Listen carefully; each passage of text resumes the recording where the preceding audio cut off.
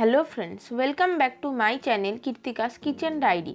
আমার আজকের রেসিপি সবজি দিয়ে ভাজা পুলি পিঠে। বানানো যেমন সহজ, খেতেও তেমন সুস্বাদু। বাচ্চা থেকে বড় সকলেই পছন্দ করবে। আর আমার আজকের এই পিঠের রেসিপিটা বিশেষ করে তাদের জন্য যারা চিনি খান না বা তেমন মিষ্টি খেতে পছন্দ করেন না। এটা বাইরে থেকে হয় মুচমুচে আর ভেতরে থাকে ঝাল ঝাল আলুর তরকারি। আর আমার এই ভিডিওটা ভালো লাগলে অবশ্যই একটি লাইক, কমেন্ট ও শেয়ার করে আমার চ্যানেলটিকেও সাবস্ক্রাইব করে দেবেন। আসুন দেখে নেওয়া যাক আমার আজকের এই রেসিপিটি। তো সবজি দিয়ে ভাজা পুলি পিঠে বানানোর জন্য সবার প্রথমে ভেতরের পুরটা তৈরি করে নেব। তো তার জন্য দিয়ে দিলাম 2 টেবিল চামচ পরিমাণে সাদা তেল। তারপর তেল ভালো মতো গরম হয়ে গেলে এর মধ্যে দিয়ে দিলাম 1 মুঠো পরিমাণে চিনেবাদাম। এবারে চিনেবাদামটাকে আমি ভালো করে একটু ভেজে নেব। তারপর সেটাকে তেল থেকে তুলে সরিয়ে রাখবো। এবারে ওই তেলেই দিয়ে দিচ্ছি 2টো শুকনো লঙ্কা আর 1/4 চা চামচ পরিমাণে কালো জিরে। ফোড়ন ভালো মতো ভাজা হয়ে গেলে দিয়ে দিচ্ছি খোসা ছাড়িয়ে ডুমো ডুমো করে কেটে নেওয়া 5 থেকে 6টা বড় সাইজের আলু আর হাফ কাপ পরিমাণে কড়াইশুঁটি। সাথে দিয়ে দেবো স্বাদ মতো নুন আর হাফ চা চামচ পরিমাণে হলুদ গুঁড়ো। এবারে সব কিছুকে খুব ভালো করে মিশিয়ে এটাকে আমাদের একটু ভাজা ভাজা করে নিতে হবে। কিছুক্ষণ পর এবারে এটাকে ঢাকা দিয়ে 5 থেকে 6 মিনিট আলু আর কড়াইশুঁটিটাকে একটু সেদ্ধ হতে দেব। 5 থেকে 6 মিনিট পর ঢাকাটাকে খুলে নিলাম। দেখুন এখানে আমার আলুটা খুব ভালো মতো সেদ্ধ হয়ে গিয়েছে। এবারে এর মধ্যে দিয়ে দেব 3 টেবিল চামচ পরিমাণে আদা কাঁচা লঙ্কার পেস্ট। এবারে আদা আর কাঁচা লঙ্কার পেস্টটাকে সব কিছুর সাথে খুব ভালো করে মিশিয়ে নেব। তারপর এর মধ্যে দিয়ে দেব আগে থেকে ভেজে তুলে রাখা বাদামগুলো। তারপর আবারও ভালো করে মিশিয়ে লো টু মিডিয়াম ফ্লেমে এটাকে আরও কিছুক্ষণ কুক করে নেব। কিছুক্ষণ পর এবারে গ্যাসের ফ্লেমটাকে বন্ধ করে এটাকে একটা পাত্রে নামিয়ে ভালো মতো ঠান্ডা হতে দেব। এবারে কড়াইতে দিয়ে দিচ্ছি 1 কাপ পরিমাণে জল, দেব সামান্য একটু নুন আর দিয়ে দেব 2 টেবিল চামচ পরিমাণে সাদা তেল।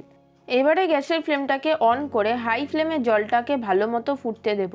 জল ফুটে উঠলে দিয়ে দেবো 1 কাপ পরিমাণে চালের গুঁড়ো।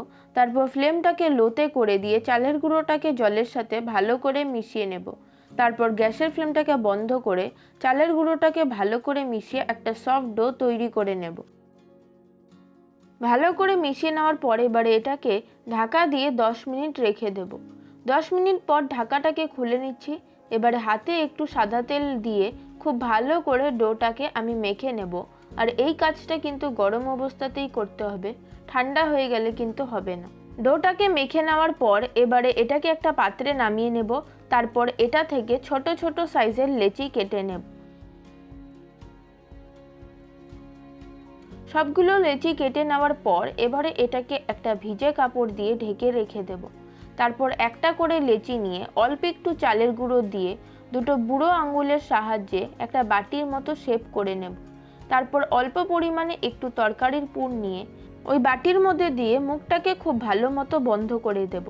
তারপর একটা সাইড দিয়ে অল্প অল্প করে মাথার ওপর থেকে মুড়ে দেব। খুব সুন্দর একটা ডিজাইন হয়ে যায়।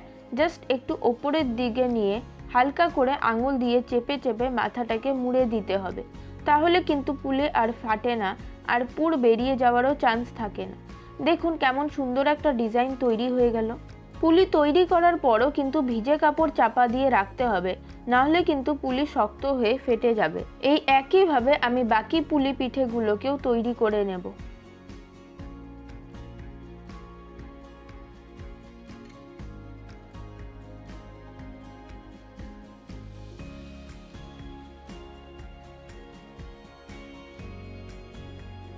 দেখুন এখানে আমার সবগুলো পুলি পিঠেকেই কিন্তু তৈরি করা হয়ে গিয়েছে।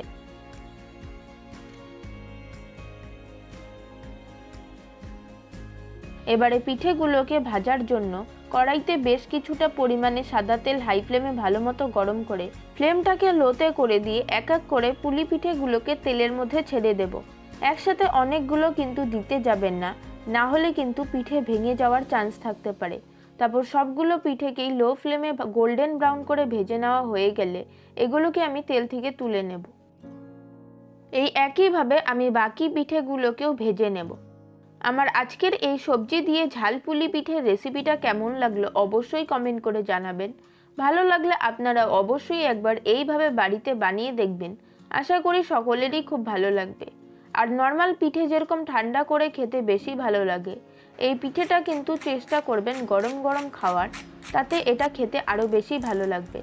আর আওয়াজ শুনে আশা করছি বুঝতেই পারছেন পিঠেটা আমার কতটা মুচমুচে হয়েছে। আর আমার এই রেসিপিটা কি ইউটিউব থেকে দেখে থাকলে চ্যানেলটিকে সাবস্ক্রাইব করে পাশে থাকা বেল আইকনটিকেও অবশ্যই প্রেস করে দেবেন।